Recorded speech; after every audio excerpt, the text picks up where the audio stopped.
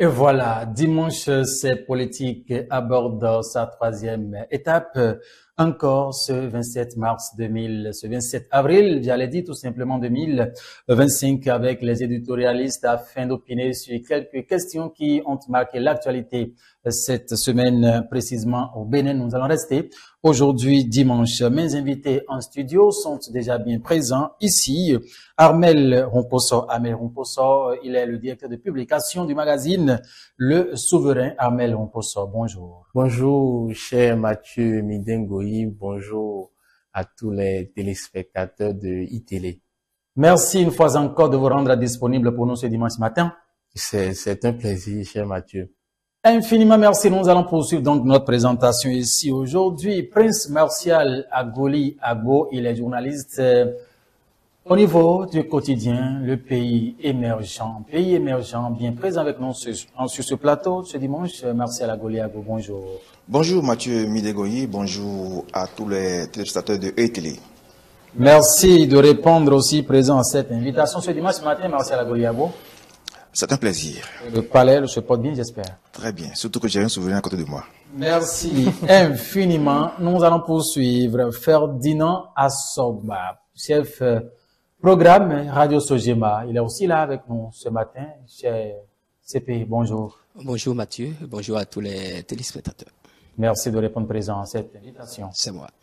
Alors, mesdames et messieurs, le décor ainsi planté, nous allons donc aborder le premier sujet. Il n'est sans aucun doute que depuis l'avènement du pouvoir de la rupture que pilote le président Patrice Athanase Guillaume Talon, les nominations ne se font pas au hasard. C'est fait de façon stratégique avec une finesse qui ne dit pas à son nom. Mesdames et messieurs, la première thématique que nous allons donc développer ici aujourd'hui s'intitule « Cumul de fonctions sous la rupture, Talon ne fabriquerait-il pas encore d'autres monstres ?» C'est à cette interrogation que les invités, les éditorialistes, j'allais dire tout simplement présents en ce studio, ont donc essayé d'apporter leurs propositions de réponse en fonction des analyses de leur appréhension justement de la question. Nous allons démarrer maintenant tout de suite par Martial Agoli Agbo. Martial Agoli Agbo, à qui nous allons donc adresser cette première question. Le constat qui est fait depuis 2016, depuis que le chef de l'État, le président Patrice Talon, a pris le contrôle de ce pays. Vous avez vu façon les nominations se font.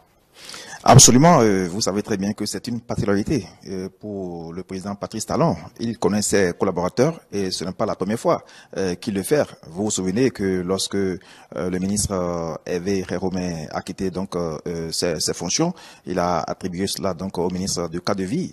Même chose pour le ministre de l'énergie où il a confié cela donc à Dambi. C'est dire que vous savez, on dit toujours que quand vous êtes maître du jeu, vous connaissez très bien donc ceux qui vous entourent. Donc ce n'est pas qu'il y a des compétences, il y a des compétences en la matière, mais quand il s'agit en fait des nominations au niveau donc du portefeuille ministériel, il faudrait quand même qu'il sache à qui attribuer donc ce portefeuille pour aller de l'avant. Donc si éventuellement il choisit donc ceux qui sont déjà avec lui, à qui il confie donc une seconde fonction, c'est dire que c'est lui seul qui connaît en fait, je dirais, l'ancrage des actions qu'il mène au niveau donc du gouvernement. Alors je pense que il a à faire ce qu'il doit faire pour penser au développement de la nation. Donc, à faire de cumul de postes, de fonctions, je pense que Patrice Talon est bien le maître du jeu et il le fait à bon escient. Donc, je pense que ce n'est pas une mauvaise chose. C'est une belle chose. Maintenant, si éventuellement, vous connaissez bien sûr le président Patrice Talon, il fait des surprises à tout moment.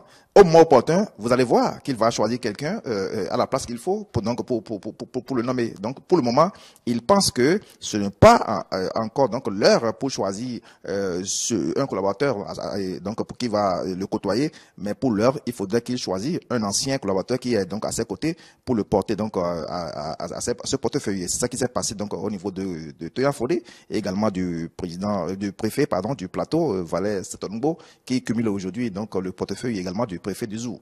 Donc je pense que le président Patrice Talon est l'homme qu'il faut à la place qu'il faut donc pour agir en son temps. Voilà, ça c'est votre avis sur la question. Nous allons revenir à vous, Armel Romposo du magazine Le Souverain. Vous voyez aussi la façon dont les nominations se font de manière stratégique depuis l'avènement du chef de l'État, le président Patrice Talon. On aimerait également prendre de vous maintenant tout de suite ce qui fait votre analyse. Oui, merci Mathieu.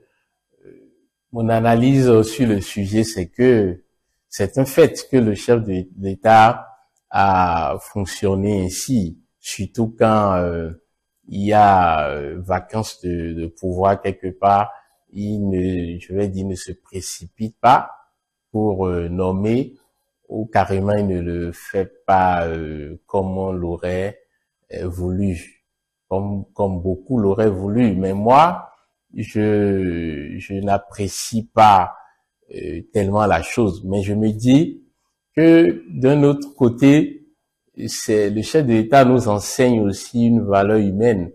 Il nous enseigne une valeur humaine en ce sens que quand c'est des départs comme ceux auxquels on vient d'assister, des autorités qui nous ont quittés brutalement,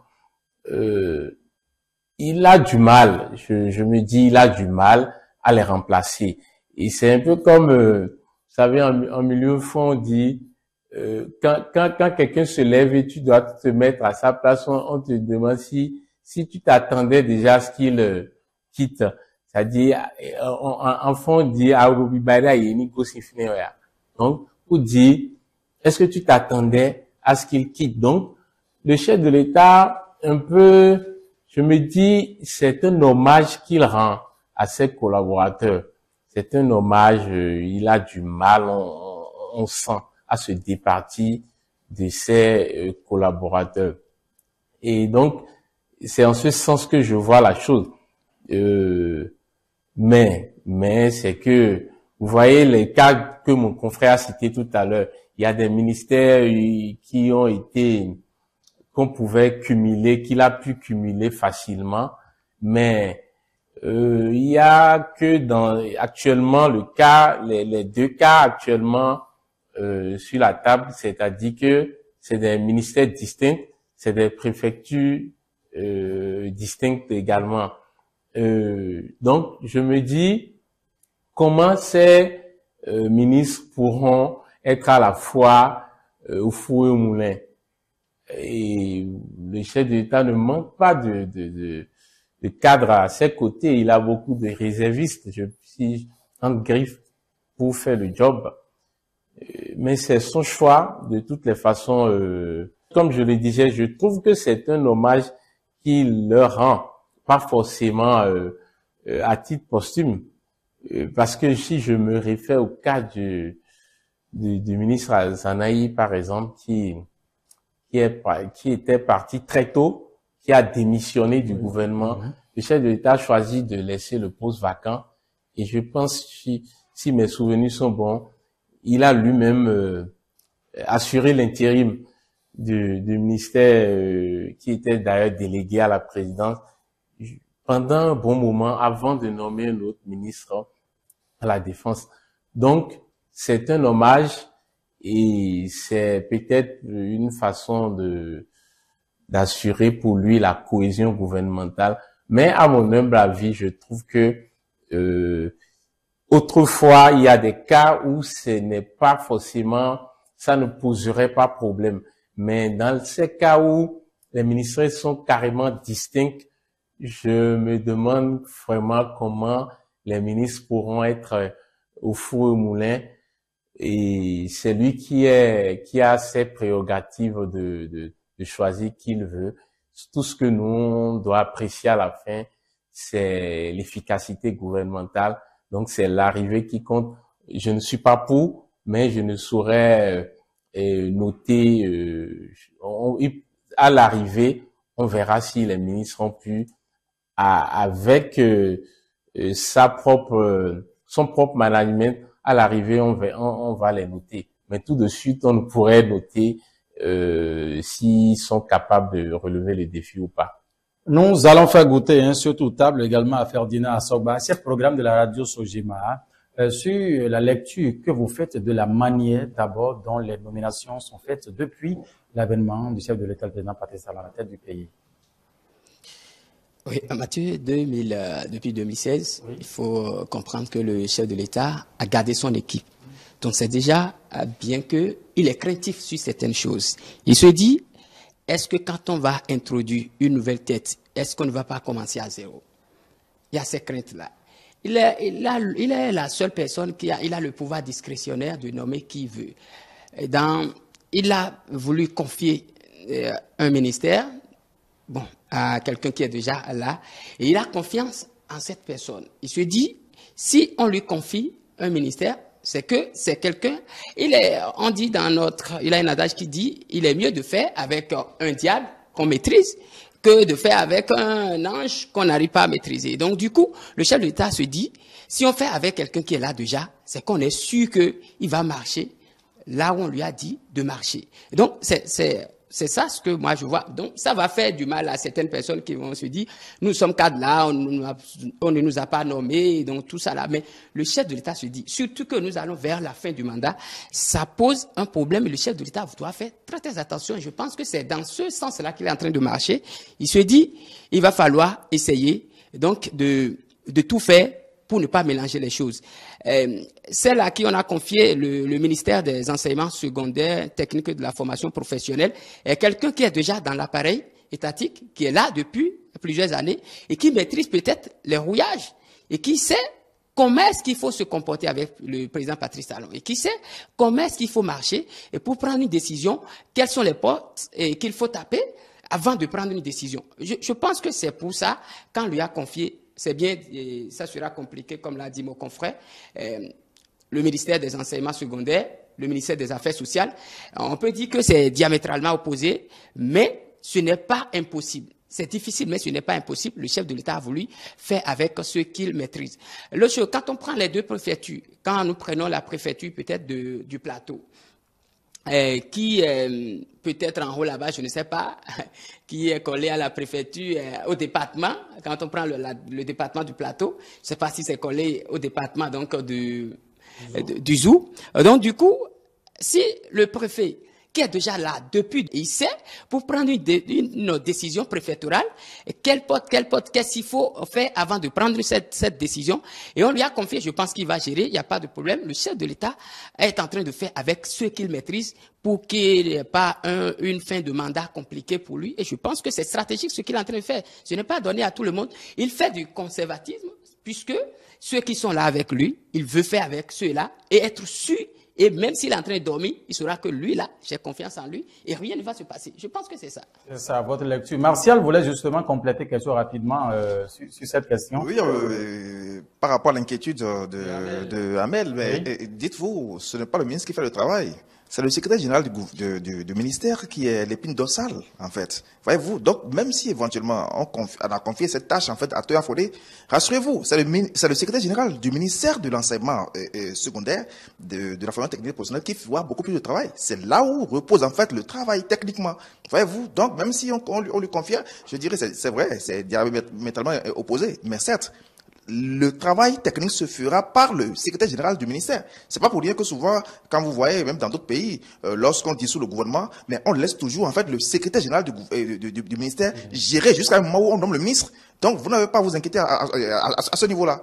Oui, mais, Mathieu, je pense que le secrétaire général, oui, mais le ministre est le ministre, hein. Le ministre est le premier répondant d'un ministère. De toutes les façons, comme je le disais plus tôt, c'est que c'est à la fin que nous allons noter. Madame Toyin Fodé peut nous étonner, un peu comme le chef de l'État personnellement, beaucoup ne l'attendaient pas sur certains pans de son bilan aujourd'hui, mais tranquillement, je dirais même dans la discrétion, il a étonné. Mais c'est pas forcément mon avis que le secrétaire général, il faudra forcément s'appuyer sur le secrétaire général pour faire tout le boulot d'un ministère. Le ministre a certaines, oui, à son, oui, je comprends mon confrère, mais il faut comprendre que si je ne me trompe pas, Madame Toyin Fodé doit être du supérieur. Donc, elle est du supérieur. Donc, du coup, elle est toujours dans l'enseignement. Donc, elle peut quand même avoir une vision claire des choses et prendre certaines décisions. Avec son niveau intellectuel, avec tout le temps qu'elle a eu à faire dans le gouvernement du président Patrice Talon, je pense qu'elle peut faire le job et que, comme vous l'avez dit, c'est la fin qui compte. Et sûrement qu'elle n'est pas la seule. Parmi ces ministres-là, mais le chef de l'État a choisi, il y a des hommes là, des braves alliés, si je peux m'exprimer ainsi, des hommes là, mais pourtant, le chef de l'État l'a doigté. Donc, du coup, ça voudra dire qu'elle a quelque chose de particulier, que le chef de l'État a misé sur ça pour lui confier le poste du ministre des Enseignements secondaires. Vivement, encore que c'est une dame, donc c'est la masculinité positive, comme les femmes le disent actuellement. Alors, Armel, il y a Ferdinand qui parle de la méfiance, le chef de l'État reste sur sa chaise, il reste sur ses gardes, j'allais dire plutôt, ce n'est pas uniquement dans le cadre des ministres qui l'entourent, qui a de collaborateurs. Il y a d'autres également, les acteurs politiques, il y en a également au niveau d'autres institutions, des cadres compétents au Bénin. Si Ferdinand parle de méfiance, est-ce que vous allez aussi vous inscrire peut-être dans cette dynamique-là pour aller dans le même sens? Non, merci de souligner cela parce que je ne suis pas du tout d'accord avec mon chef Ferdinand. Il y a pas de méfiance parce que le chef de l'État, c'est vrai, les cadres ne sont pas que dans la mouvance, mais dans la mouvance, il y a plein d'hommes de confiance.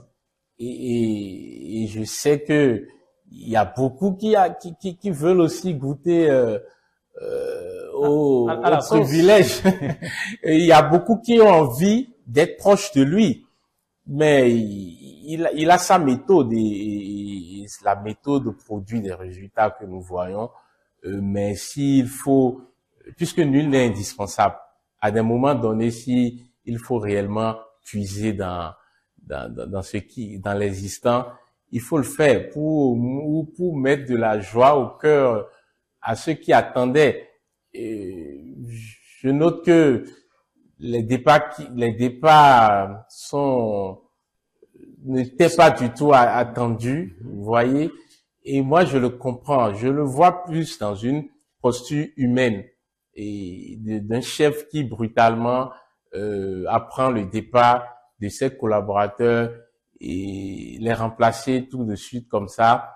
Ce serait comme si, comme si de rien n'était.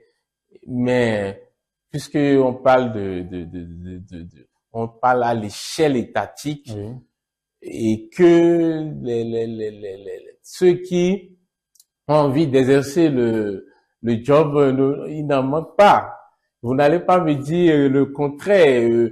Je ne pense pas que des hommes de confiance, il en manque déjà au sein des partis qui supportent les actions du chef de l'État. Je pense que quand vous participez au meeting de ces formations, vous voyez que ça bouillonne de personnalités, de cadres pouvant l'aider à avancer. Mais c'est lui qui a le dernier mot. Oui, Martial d'abord. Il faut retenir une chose, hein. Quand vous voyez en fait la nomenclature du gouvernement du président Patrice Talon, il faut savoir que les nominations proviennent en fait des partis qui soutiennent en fait le président Patrice Talon. Et le ministre père son âme, Feu Chabi, est de l'UP Le Renouveau. Peut-être que en leur sein, ils n'ont pas encore trouvé, je dirais, celui qui sera donc à la tête donc de ce portefeuille ministériel. Voyez-vous, mais quand il n'y a pas entente en leur sein, permettez à ce qu'il y ait quand même quelqu'un qui déroule le programme. Donc c'est en cela que le chef de l'État, ne voulant pas, je dirais, aller, je dirais, au niveau du l'UP pour faire le choix lui-même, peut-être il attend à ce que les dirigeants en fait de l'UP décident en leur sein. Mais en attendant, il faudrait qu'il y ait le déroulement d'un programme. Donc c'est en cela qu'il a nommé donc le ministre Toya Fodé. Mais de toute façon, Mathieu, je note que c'est un bonheur, c'est un privilège de travailler aux côtés du président Talon, puisqu'il a dit que lui ne change pas l'équipe qui gagne. Et tout le monde sait que quand vous êtes dans une posture pareille avec le chef, vous êtes beaucoup plus à l'aise pour conduire les dossiers. Ça, je parle hormis cette situation que je ne défends pas forcément, mais je trouve que en général, c'est sa méthode et sa méthode n'est pas on peut pas noter juste des éléments nous on ne peut que noter dans l'ensemble. C'est pour cela que je dis, moi c'est pas mon avis, mais ce que les Béninois attendent, c'est pas que Iswin Krek soit ministre. D'ailleurs, on a eu il y a des pays où le nombre de ministres est très restreint, mais le résultat est là, donc c'est lui qui sait le rythme auquel il soumet ses collaborateurs pour avoir les résultats. Ferdinand voulait... Oui. Mon confrère me parlait donc de ce qu'il y a beaucoup de cadres qui entourent quand on va aux différents meetings des partis politiques. Oui, c'est comme si on va dire seulement qu'il y a des cadres, du coup ça va fausser le jeu. Et quand vous prenez, c'est comme s'il y a du cadre. Il y a le coordonnateur des collèges de ministres conseillers. Donc, du coup, si c'est que on peut faire le truc systématiquement, on peut dire, ben, comme lui, on peut dire que c'est un joueur qui est en train de se chauffer puisqu'il va en conseil des ministres, même s'il n'a pas un poste ministériel. On peut dire, bon, comme il y a un acteur et un joueur qui est défaillant, donc vous allez à sa place. Donc, du coup, le truc ne se fait pas. Je pense que le chef de l'État est en train de miser. Il sait, il connaît les cadres qu'il a à sa disposition. Chaque cadre, il connaît là comment il travaille, comment il fonctionne. Et c'est à lui de dégager qui pour faire quoi et qui pour faire quoi. Donc je pense que, et maintenant c'est plus compliqué qu'au début du mandat puisqu'il va en fin de mandat et c'est maintenant s'il doit être porté en triomphe, comme il a l'habitude de le dire, c'est maintenant puisque la fin de toute chose compte mieux que le début. Et donc la fin doit être bien faite et ça va profiter au chef de l'État. Donc du coup il faut comprendre que les cadres sont là, mais les cadres n'ont pas les mêmes vertus. Évidemment, mais quand vous parlez des ministres conseillers, là, vous allez sur un autre terrain. Les ministres conseillers ne sont pas en attente, mon cher Ferdinand. Les ministres conseillers sont en fonction. C'est juste un exemple. Pourquoi vous voulez remplacer le ministre conseiller par le ministre? Mais surtout qu'il y a un ministre conseiller qui a été ministre. Il y a un ministre conseiller. Un ministre conseiller qui est devenu ministre. Oui, mais dans ce cas, il n'était pas en attente. Non, il était ministre conseiller, il était nommé. Monsieur, comment il s'appelle, le ministre de l'énergie, Akona. Akona il a été remplacé, n'est-ce pas? Oui. S'il était en attente, il ne serait pas remplacé. Non, c'est ça je dis. Quand vous prenez le coordonnateur du collège des ministres conseillers, c'est quelqu'un qui va en conseil des ministres, mais qui n'a pas un poste ministériel, qui n'a pas un département ministériel qui gère en tant que tel. Il y a une fonction. Il y a quelle fonction? Mais là où il est. Vous le dites comme s'il va observer là-bas. Non, c'est pas qu'il va. Non, ce n'est pas qu'il va observer là-bas. Mais quand il va déjà en conseil des ministres et les autres ne vont pas en conseil des ministres et que quelqu'un est parti et donc du coup tel que vous parlez, c'est que systématiquement on va dire comme lui vient ici déjà et il sait ce qu'on décide ici, donc il peut là et on va continuer le jeu. C'est ça que je dis. Le chef de l'État connaît les cadres qu'il a. Je ne suis pas d'accord par rapport à mon cher ami. Oui. Mais écoutez, les ministres conseillers, mais jouent encore d'autres rôles plus prépondérants que les ministres en fait qui sont au bureau. Attention, allez voir sur le terrain. Mais eux autres, ils sont sur le terrain à tout moment. Ils sont sur le terrain à tout moment. Donc leur fonction, ce n'est pas d'aller rester dans les bureaux, mais ils sont sur le terrain et ils essaient en fait de recueillir les doléances du peuple béninois qu'ils vont maintenant, je dirais, vers le chef de l'État en fait pour lui porter ces doléances-là. Donc dire que le ministre n'est pas un réserviste, le ministre conseiller n'est pas un réserviste, malheureusement. Non, je n'ai pas dit qu'il est réserviste. Si je comprends un peu ce que dit Ferdinand Assogba ici sur ce plateau. Parce qu'on dit qu'il y a assez de cadres au niveau des partis politiques, et si c'était possible justement de tenir compte de ces cadres, Ferdinand propose que le chef de l'État pouvait procéder ainsi, n'est-ce pas? Oui, c'est ça. Oui, à la nomination, oui, c'est une option. Entre autres. Si c'est systématiquement, il faut choisir. Si je comprends bien. Oui, c'est ça en réalité, oui. L'interrogation ici, sur ce plateau, parlant justement de cette thématique, est celle de savoir si le président Patrice Talon ne fabriquerait-il pas encore d'autres monstres. C'est la question. Je ne pense pas. Je ne pense pas, puisque ce n'est pas aujourd'hui, en fait, qu'il le fait. Il a déjà démontré plusieurs fois. J'ai parlé du cas de Hervé Romain. J'ai parlé du cas de l'ancien, le ministre aussi qui est parti, le ministre de l'énergie, Jean-Claude Oussou. Donc, il a fait, et il a confié la tâche, donc, à un de ses collaborateurs, un ancien collaborateur, qui est en train de dérouler jusqu'à présent, quand vous prenez, Toto Donato. Il déroule, donc, le programme, en fait, donc, voyez-vous, je ne pense pas qu'il est en train de fabriquer des monstres. C'est lui qui connaît en fait la valeur des collaborateurs qui sont autour de lui. Et c'est à lui de faire le bon choix. D'accord? Parce que à la fin, comme il a dit tout à l'heure mon cher frère Amel, le résultat sera donc probant à la fin de son mandat. Donc c'est lui qui choisit, d'accord, pour dérouler son programme, pour qu'à la fin qu'on dise effectivement qu'il est un agono. Voyez-vous? Donc pourquoi voulez-vous qu'il fabrique des monstres? Non, je ne sais pas. Il ne fabrique pas des monstres, non, du tout pas. Il fabrique qui sont autour de lui. Des hommes bontés, d'accord, qui pensent effectivement au développement de la nation, d'accord, qui veulent également porter la vision qu'il a amenée à travers son PAG pour donc dérouler son programme afin de finir son mandat à bon terme. Mais, Oui. cher Mathieu, sur la question, je ne suis pas d'avis, mais je pense que le thème monstre, c'est le chef de l'État même qui l'a fait sortir pour une première fois. Bon, donc dans le contexte que nous savons. Donc je ne pense pas que ce soit aussi criard que ça, puisque il a parlé de monstre dans un contexte où il y avait quand même un proche à lui à qui il a fait confiance de façon vraiment, est-ce que je vais dire assez excessive, mais aveugle, voilà.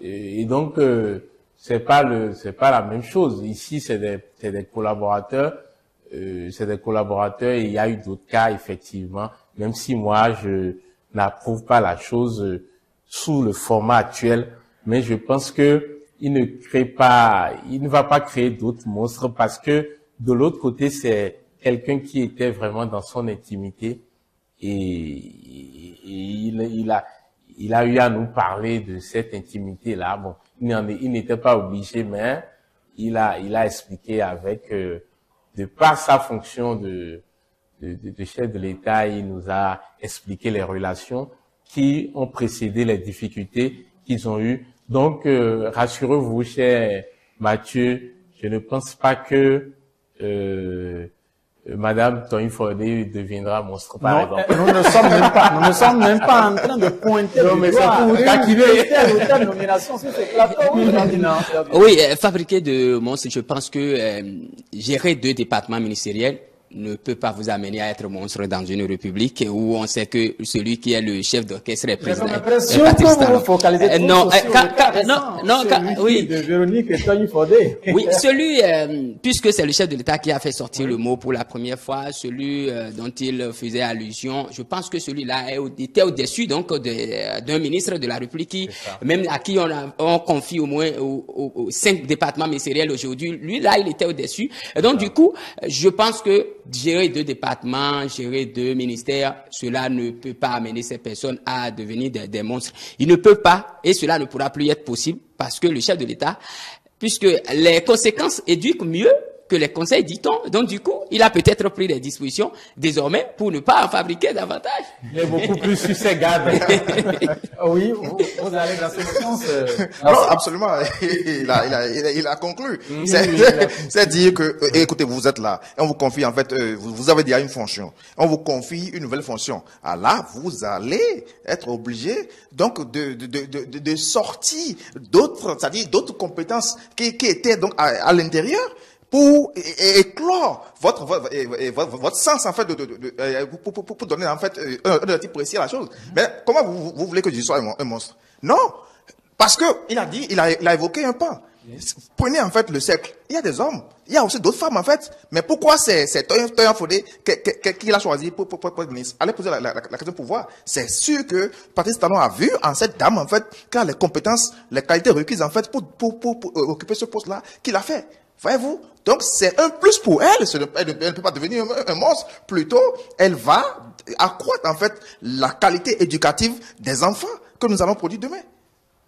Le contexte actuel, ce n'est pas de nous spécifier justement sur une telle ou telle nomination. La question est en train d'être abordée de façon générale, puisque c'est le constat qui est fait depuis l'avènement du chef de l'État. Des nominations ne sont pas faites de façon fantaisiste, c'est des nominations calculées. C'est ce que nous sommes en train de ramasser de manière générale. Est-ce que vous ne pensez pas, Amel Moukosso, que cette manière de faire, justement, dans le rang, voilà, peut créer peut-être des petites frustrations au niveau, si nous reconnaissons justement qu'il y a de ces partis politiques qui soutiennent justement justement les actions du chef de l'État et qui travaille au jour le jour pour l'évolution, sinon le développement, soutenir la dynamique qui est en cours. Oui, cette manière de faire, je sais, je parie que ça a déjà créé beaucoup de mécontents de par le passé, mais les gens ont eu le temps de s'habituer à la méthode du chef. Et bon, les gens ont accepté cette méthode, mais à des moments donnés, je trouve qu'il faut leur faire des clins d'œil. Il faut leur faire des clins d'œil, mais il faut dire aussi que bon, moi je suis un croyant, c'est Dieu qui décide. Si, imaginez, peut-être les gens qui sont ministres conseillers aujourd'hui, il y a de cela 1 an, certains ne savaient pas qu'il serait un ministre conseiller. Donc, moi je voudrais dire à des gens qui peut-être attendent. Bon, c'est pas la seule fonction et c'est pas seulement là que vous pouvez soutenir les actions du président. Oui, seulement ce que moi j'ai noté, c'est la difficulté que peut éprouver la personne en charge de plusieurs tâches à la fois. Et donc, au-delà, c'est le travail. Tu sais, c'est là que on va noter, voilà, vraiment. Mais si le chef d'État, comme mon confrère Martial l'a dit, note de l'efficacité chez ses collaborateurs, mais nous ne pouvons que suivre ses pas, puisque c'est lui qui note. Et juste là, comme je l'ai dit, nous avons eu des résultats à des niveaux où certains n'attendaient rien du tout. Donc, c'est lui qui apprécie et qui sait qui peut, au lieu d'être monstre, devenir des superstars pour relever les défis. Oui, Mathieu, c'est pour le rejoindre. Ah, vous savez, c'est vrai, il y a des grincements de dents, reconnaissons-le. Puisqu'il y a des cadres, en fait, qui sont en poste depuis 2016. Quand on prend l'UP, le Renouveau, quand on prend le Bloc républicain, c'est un monde fou. Mais, maintenir quelqu'un de 2016 jusqu'à ce jour, voyez-vous, c'est normal je le rejoins. Parce que, c'est dire que, mais nous sommes là depuis longtemps, et nous mouillons le maillot ensemble, mais pourquoi on le maintient là? Je peux également le remplacer. C'est vrai. Nous sommes des humains, nous sommes des hommes. Je vais aussi occuper ce poste. Voyez-vous, Amel veut être nommé. C'est normal. Parce que quand on prend, en fait, je dirais, l'arène politique, mais nous animons, en fait, la démocratie ensemble. Mais pourquoi maintenir quelqu'un pendant 10 ans? C'est vrai, il y a des grincements dedans, reconnaissons-le. Mais le chef de l'État, c'est un stratège. Il sait pourquoi il le fait. Voyez-vous, ils vont essayer quand même, je dirais, de revenir dans de meilleurs sentiments, parce que même si vous arrivez à des grincements de dents comme vous le voulez, mais il est là et vous allez assumer. Vous allez assumer. Le mieux, je pense qu'aujourd'hui, voyez-vous, la dernière fois, il a nommé 6 ambassadeurs. Oui. Vous voyez, donc je pense que quand vous êtes fidèle au chef de l'État, et il sent en vous que vous n'avez pas en fait une frustration de par les actions qu'il mène. Parce que, comme je l'ai dit, quand vous grincez les dents et vous commencez par montrer en fait les griefs, la colère, on sent vous, mais il va vous éliminer, mais vous serez là, mais vous n'aurez rien. Mais ceux-là, la majorité, voyez-vous, quand on prend Badirou, le professeur Badirou Aguemon, il a été député au Parlement, mais après il a été cisaillé, il est resté fidèle. Aujourd'hui, il a été récompensé, il est ambassadeur. Noumbida, que vous le jeune député, mais on l'a sacrifié, vous savez très bien. Mais il est resté fidèle. Non, écoutez, il a eu des privilèges de par le passé. Non, je suis d'accord. Oui. Écoutez, vous êtes député. On l'a écarté à un moment donné. C'est comme ça que je dis, il a été sacrifié à un moment donné. Parce que on croit qu'on est indispensable aussi. C'est pourquoi je refuse le mot sacrifié. Ok, d'accord, je suis d'accord. Mais lui, c'est un jeune. À Djougou, vous savez très bien. Mais qui est venu le remplacer? Vous voyez l'âge. Mais il a accepté. Mais aujourd'hui, il a été récompensé. Donc, c'est dire qu'aujourd'hui, que le chef de l'État, il reste loin, d'accord, il observe et il voit en fait ceux qui sont fidèles. Et à un moment donné, il les récompense. C'est ça que nous voyons aujourd'hui. Fidélité dans la sérénité. C'est ce que souligne Martial Agoliabo Ferdinand. C'est ce que rapidement on va fermer. Oui, je pense que fidélité dans la sérénité, mais nous tendons vers la fin du mandat, ça pose un problème. Ça pose un problème. C'est bien vrai que le chef de l'État a sa façon de faire les choses, mais quand vous êtes là depuis 2016 et vous voyez que rien ne profile à l'horizon pour vous récompenser, et donc on a l'impression qu'on est oublié, que on ne veut pas, et donc moi je dis c'est bien la stratégie du chef de l'État, mais les grincements de dents, il y en a dans le rang de ceux qui sont de la mouvance. Quand on prend les deux partis, les deux blocs de la mouvance, il y a des partis satellites qui essaient de faire la chose. Mais dans ces partis-là, il y a aussi des cadres. Donc du coup, ceux qui sont là depuis 2016, fidèles des fidèles, fidèles des fidèles, et nous tendons vers la fin, nous sommes dans les 12 derniers mois, et qu'ils n'ont rien, il faut être sûr que il y a des graissements dedans. Mais ils n'ont pas le choix que de faire parce qu'ils sont adhérés à la chose, ils sont obligés de faire pour pouvoir atteindre peut-être leur salut après 2016, après 2026. Mathieu, je veux dire rapidement sur ce sujet, je veux dire rapidement que il est vrai que les gens sont en attente, mais il faut qu'on sache que il faut que tous les gens qu'on ait le sens de l'État aussi. J'ai l'impression que c'est ce que le chef d'État cherche à nous enseigner aussi, parce que quand on va dire partisan, je me rappelle au début, il y avait même eu une note de service où on voulait que des gens, que ce soit de tous les bords, puissent venir déposer des dossiers. Donc, l'État, c'est l'État aussi. C'est pas parce que vous le soutenez qu'il est obligé. On ne doit pas voir la chose sous la forme de la récompense aussi. Donc, on peut le comprendre. On est obligé puisque nous sommes en politique. Chacun travaille pour regarder. C'est la politique qui c'est comme si nous sommes dans le même département depuis 2016.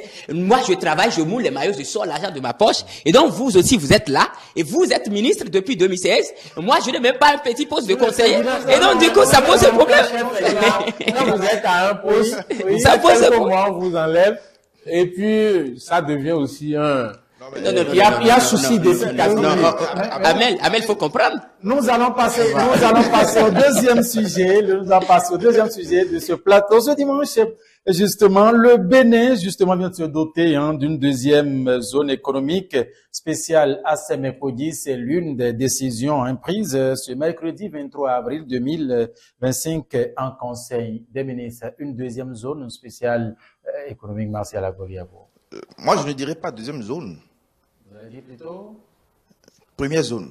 Parce que puisque déjà, sous le président Yaïboni, Sémékodi était la zone franche industrielle qu'on devait valoriser. Voyez-vous, allez voir sur le site. Il y a des industries. Quand vous prenez l'entreprise qui produit la pâte alimentaire, c'est sur le site là. Donc, je pense qu'il devait y avoir une continuité à ce niveau-là. Mais à un moment donné, on a ralenti en fait la progression, l'élan économique à ce niveau-là pour porter, je dirais, d'autres communes où il y a le GIZ.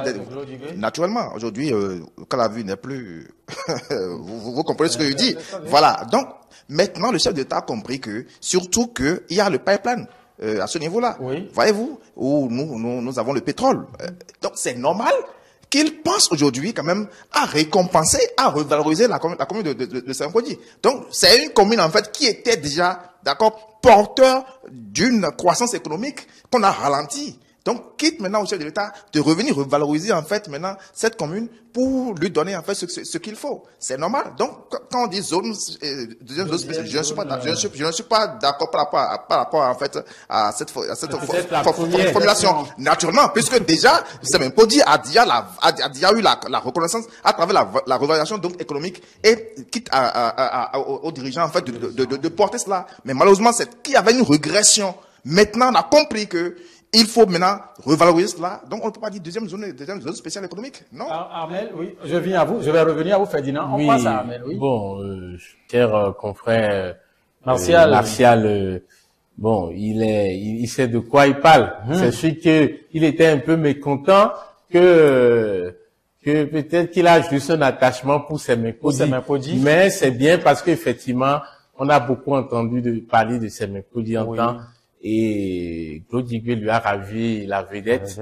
Et donc, ce n'est que justice si que rejoint Martial. Ce n'est que justice. Et je pense que à Sémé, entre-temps, il y a eu souci d'électricité. Et donc, c'est des niveaux où vraiment le bilan du chef de l'État est vraiment à ovationner.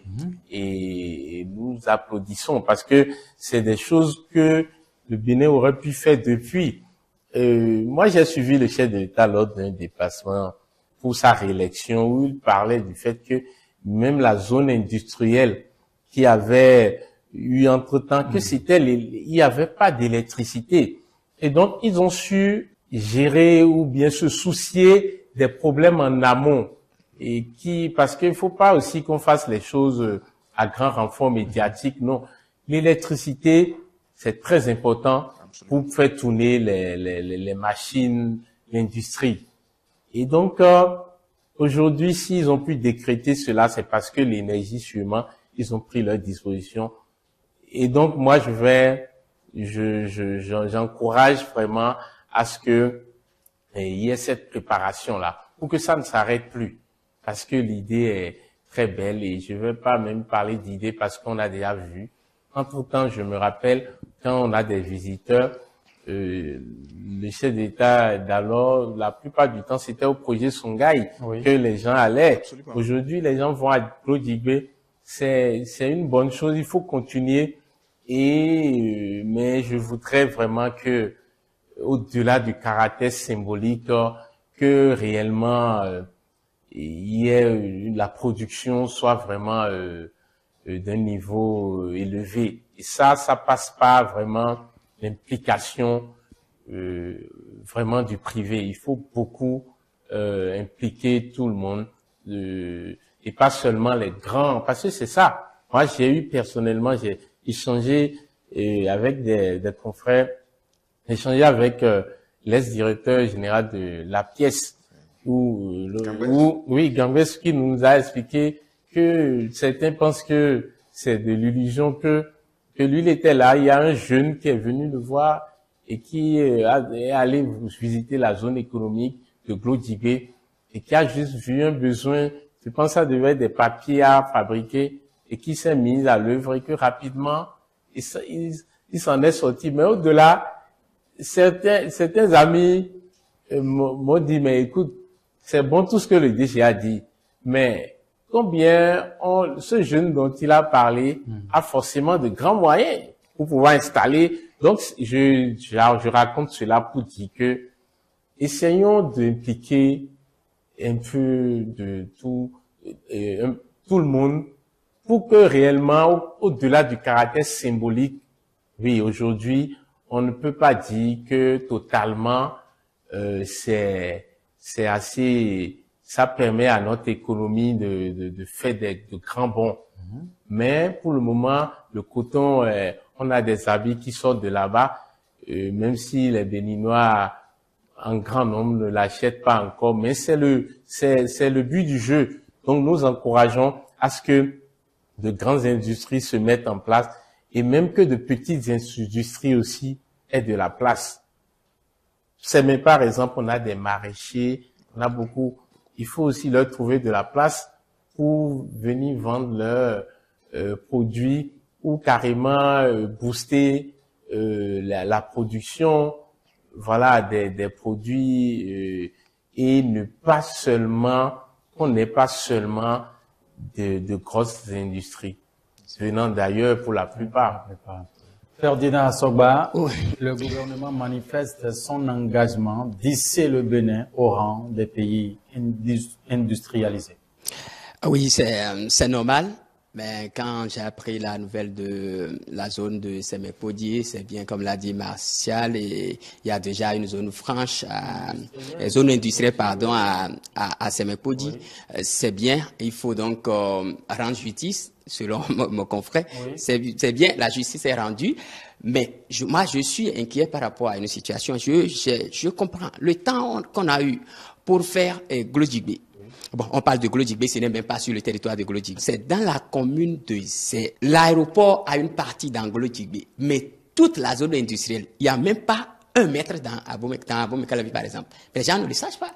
Donc vous voulez dire que la zone industrielle est à Zé. La zone est dans Zé, un peu dans Tofo, un peu dans Tori. Non, ce n'est pas. Donc du coup, ce qu'on m'a dit, le temps qu'on a pris pour faire Glodjibé ou la zone industrielle, est-ce que le chef de l'État, qui est en fin de mandat, dispose encore ce nombre de temps pour pouvoir faire ces mécodis? Parce que il faut d'abord qu'il y ait quelqu'un rigoureux comme lui pour donner des directives pour que la chose soit faite. Donc ça, il faut, c'est mon inquiétude. Sinon, si c'est que c'est déjà fait dans un emballage et que le chef de l'État va là, bon, il plante ça, point, tout le monde applaudit. Mais aujourd'hui, l'administration a une continuité, mais nous sommes au Bénin et on n'est pas né aujourd'hui, par exemple, Amel, mais il faut comprendre. Moi, je suis inquiet parce que je vois la fin du mandat et je dis, est-ce que celui qui viendra, celui-là pourra poursuivre comme l'a fait le chef de l'État, parce qu'il faut beaucoup, il a eu beaucoup de rigueur avant d'atteindre ce qu'on a fait à Glodjibé. J'aimerais rassurer mon cher ami pour lui dire que l'espace qu'il y a à Saint-Poli, c'est déjà clôturé, c'est plusieurs hectares. Il faut faire un tour, vous allez voir. Ce n'est pas en fait qu'on veut créer maintenant une zone où on va commencer par chercher en fait des espaces. Non, la zone France industrielle est déjà là. Il y a déjà plusieurs même entreprises qui ont demandé à s'installer sur le terrain. Mais il faudrait avoir l'autorisation en fait des autorités. Mais le fait que il y a un régressement, c'est-à-dire on a fermé les yeux en fait sur cela, l'espace est resté comme tel. Donc si vous allez sur le site, vous allez voir uniquement en fait l'entreprise qui produit en fait de la pâte alimentaire Matanti. Voyez-vous? À côté, il y a également une entreprise qui vient de s'installer également, qui produit également des biscuits, des savons et consorts. Donc l'espace, vraiment, si vous allez là-bas, je vous assure, c'est plusieurs hectares, jusqu'au niveau même de la frontière de Sévékraké. Mais c'est vide. Maintenant, aujourd'hui... Martial, est-ce que la disponibilité de l'espace suffit pour avoir ce qui est fait à Glodjibé? Mais c'est moi, mon inquiétude n'est pas ailleurs. Non, mon inquiétude est est-ce que la possibilité y est pour que la rigueur qu'il y a, c'est-à-dire derrière la réalisation de Glodjibé, on peut avoir cette même rigueur. Et nous sommes dans les 12 derniers mois, c'est-à-dire de la fin du mandat du chef de l'État. Donc du coup, les gens iront en campagne dans quelques jours pour signer un contrat avec une entreprise qui va quitter l'extérieur pour le Bénin. Ça va prendre du temps. Et donc, du coup, ça va rentrer dans 2026. Non, je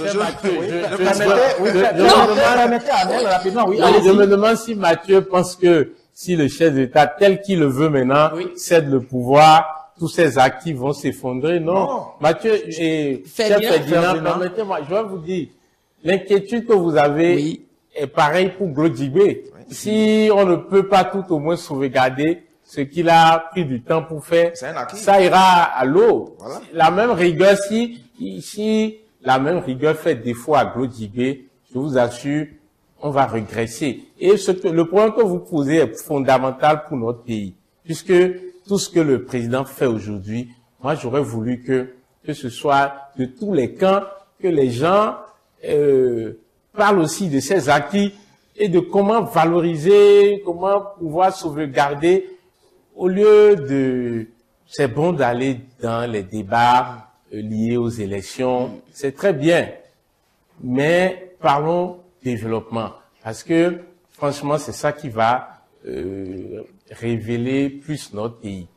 Et donc j'aurais voulu que, par exemple, les débats qui se mènent entre opposition et mouvance aillent et dans le sens des acquis de ce qui se fait. Acquis, la préservation de ces acquis. Et ça, je le dis, ça ne veut pas dire que je suis mouvancier. Peut-être que je suis de l'autre côté, mais je pense que les débats devraient s'orienter sur ces points. Peut-être que votre question va intéresser Mathieu bientôt pour une émission.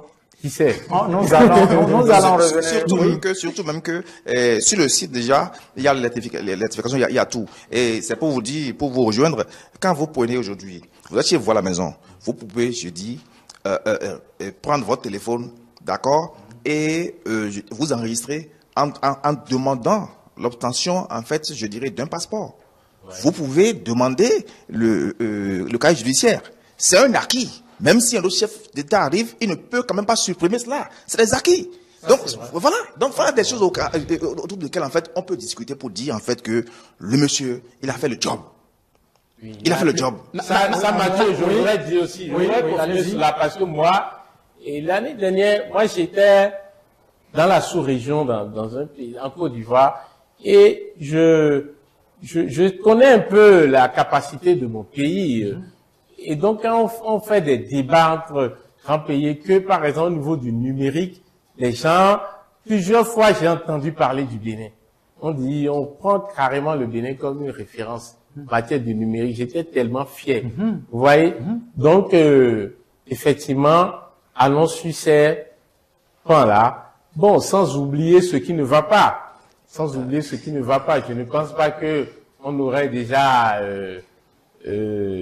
c'est-à-dire, on doit pouvoir équilibrer un peu les choses. Le dire, ce n'est pas aussi être contre la République. Mais, et moi, je crois que il faut effectivement orienter les débats vers ce genre de sujet beaucoup plus. Je remercie Mathieu et toute la rédaction d'ailleurs de iTélé pour ce sujet. Et puisque s'il y a trop d'effervescence, et ce n'est pas de ça que nous avons réellement besoin. Nous avons besoin des sujets sur lesquels chaque citoyen pourra se porter mieux. Et si sur des pans donnés, notamment le volet social et autres, il y a redit, personne ne refuse qu'on en parle, mais intéressons-nous aussi à comment préserver ces acquis-là. Et donc Ferdinand, son inquiétude est fondée. Et je pense que le Bénin choisira forcément un successeur digne du président. Mathieu, oui, permettez-moi quelques secondes. Oui, oui, Martial dit tout à l'heure qu'on ne peut pas remettre en cause les e-services et consorts. C'est bien, c'est des services rendus à la nation et le chef de l'État l'a fait si bien et tout le monde applaudit. Mais de l'autre côté, moi j'ai d'inquiétude. Parce que c'est l'argent qu'il faut mettre. Et quand on sait que, avant le président Patrice Talon, on sait ce que c'est que l'argent public dans ce pays. Et donc, c'est des contrats signés et que celui qui viendra aura peut-être la possibilité de remettre certaines choses en cause. Donc, du coup, mais concernant les e-services et d'autres choses, celui qui viendra, il peut être n'importe qui, que ça soit dans l'un des camps, il ne pourra pas remettre en cause. Mais l'autre côté, moi, mon inquiétude est que qu'on fasse tout et que celui qui viendra protège ses acquis, qui sont des acquis, qui sont, c'est-à-dire appréciés de part et d'autre dans le monde. Mathieu, je suis curieux de pourquoi Mathieu, parce que pourquoi je comprends. Parce que l'économie est primordiale pour nous. L'économie est primordiale pour nous. Et donc il faut protéger la même rigueur. La même rigueur. Pour que ça marche. Pour que ça marche. Oui, sinon ça ne pourra pas marcher. En conclusion, en fait, mon cher ami Ferdinand, il faut reconnaître une chose. Quand vous voulez faire un contrat, c'est juridique. C'est juridique. Donc, même si quand vous le remettez en cause, l'intéressé peut vous assigner en justice et vous allez perdre. Voyez-vous, donc il ne peut pas venir pour remettre en cause quoi que ce soit. Non, je suis pas. Non, moi je plaide pour la pérennisation des mais c'est ce que je dis. Vous voyez, ce qui se passe aujourd'hui, voyez vous-même, qui viendra en fait remettre en cause cela? Surtout, c'est-à-dire, quand nous parlons en fait des actions purement économiques. Mais écoutez, ça part de l'aile. Donc, qui viendra en fait remettre en cause? Je pense que celui qui viendra plutôt va accroître et chercher à déplacer en fait ce qu'a fait le président Patrice Talon. C'est ça la chose. Merci à vous. Armel, quelques secondes rapidement. Oui, Mathieu, moi j'aurais voulu simplement que le gouvernement écoute les avis des uns et des autres et qu'il y ait une implication massive de tout le monde à ces zones-là dont nous parlons. Et là, je pense que ça pourra clouer le bec à ceux qui pourraient encore chercher à redire autour de leur politique. Il faut impliquer tout le monde, puisque c'est parfois ce qui vient, on n'a pas associé. Sinon, sur le principe, ce qui se fait est très bien et c'est à applaudir. Mesdames et messieurs, ainsi donc va ce rendez-vous hebdomadaire sur Télé ce dimanche 27 avril 2025. Sur ce plateau avec nous, Armel Roncoso, directeur de publication du journal, du magazine, j'allais dire, le souverain. En face de lui, c'est Martial Agoliagbo, il est du pays émergent. Armel Ferdinand, j'allais dire, Assoba-chef, programme Radio Sojema. Ensemble, mesdames et messieurs, ils ont fait part de ce qui fait leurs analyses sur les questions que nous avons abordées sur cette émission. Cumul de fonctions sous la rupture. Talon ne fabriquerait-il pas encore d'autres monstres? Les propositions de réponse, en tout cas des uns et des autres, ont permis justement de faire le menu de cette émission. Ici aujourd'hui, zone économique spéciale. Le gouvernement veut rééditer l'exploit à Semenkoji. Ils en ont également parlé. Merci infiniment de nous avoir suivis. Dimanche, c'est politique se poursuit et la prochaine destination, c'est bien sûr le duel où nous allons encore rester ensemble pour parler actualité. D'ici là, portez-vous bien. À tout de suite.